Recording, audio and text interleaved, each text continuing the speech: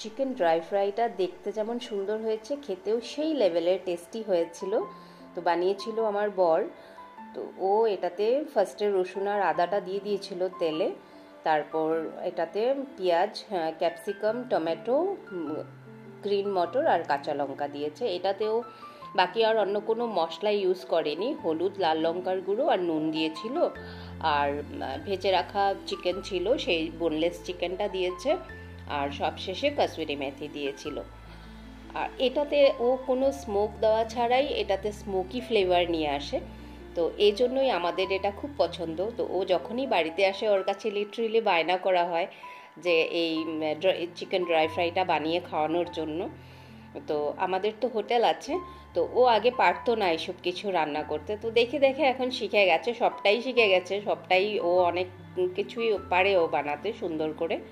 Mutton, chicken, fish সবই পারে। তো ও যখনই ও বাড়িতে আসে, যখন ওকে বলি তখনও বলে আমি নাকি কিচেন থেকে ছুটি নেওয়ার জন্য ওকে বলি, কিন্তু অ্যাকচুয়ালি না, ভিডিও তো ও দেখে।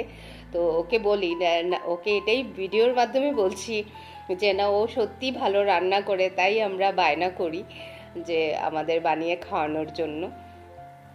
তো তোমাদের যেমন আমি ওয়েট লুজের টিপস দিতে থাকবো মাঝে মাঝে, আর সাথে এমন ভালো ডিশগুলোও দেখাবো, সেই একদম তেলে ভরা ডিশও দেখাবো। সেই একই রকম রান্না দেখতে তো তোমরাও ভালোবাসবে না, তাই না?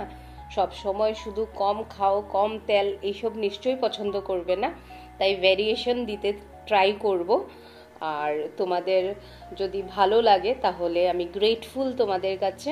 তোমরা লাইক কমেন্ট করো, সেই জন্য অনেক থ্যাংক ইউ।